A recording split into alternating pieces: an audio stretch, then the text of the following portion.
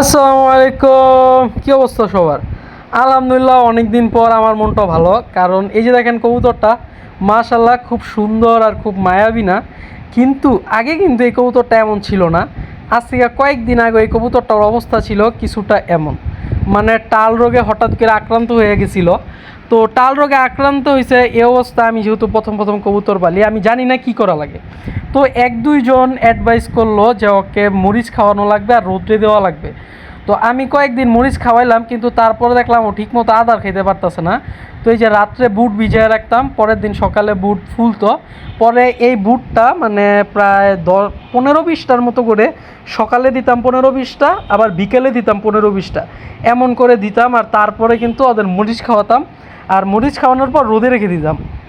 তো যাই হোক, প্রায় 1-1.5 সপ্তাহ এমন করছি, কিন্তু আফসোস 1-1.5 সপ্তাহ পরও দেখলাম কবুতরটা সুস্থ হইতেছিল না। তো পরে এলাকায় আরও যারা কবুতর পালে তাদের সাথে জিজ্ঞেস করলাম যে কী করা যায় কি না করা যায়। তো অনেকে বলল যে এইটারে আর মানে ওর আর হায়াত নাই, সম্ভব না, এমন কিছু একটা করো, ও আর বাঁচবে না। তো কী করবো শখের জিনিস। তো আমি নিয়ত করলাম যে আল্লাহ যদি ওর হায়াত থাকে ও বাঁচবো, আর না থাকলে নাই, কিন্তু আমি ওরা ফালামো না, আমি শেষ চেষ্টা পর্যন্ত করবো। তো এই জন্য আমি কি করলাম যে কয়েকদিন এই ট্রিটমেন্ট দিলাম, যে মরিচ খাওয়াইলাম আর বুট দিলাম। এরপরে দেখলাম যে কাজ হয় না। পরে একদিন কৃমির ওষুধ দিলাম।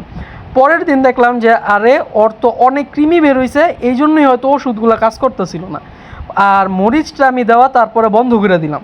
চিন্তা করলাম যে একটা কাঁচা মরিচ এমনি দিলে হয়তো গলাটা জ্বলে, ওরও কষ্ট হয়, এত কষ্ট দিয়ে লাভ কি।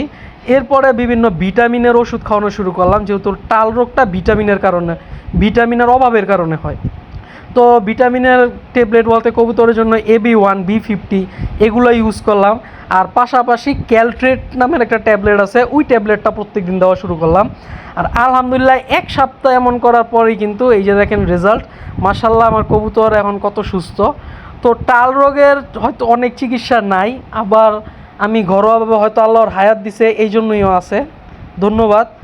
মানে ভাই, আমার কবুতরটা যেমন সুস্থ আমি করতে পারবো এটা আমার চিন্তার বাইরে ছিল। আর যাই হোক, সবাই দোয়া করবেন আমার কবুতরটার জন্য। আমি আপাতত এটাকে রেস্টে রাখছি কয়েকদিন, যাতে কয়েকদিন পরে তারপরে চিন্তা করছি যে ওকে থরে দিব আবার। ধন্যবাদ।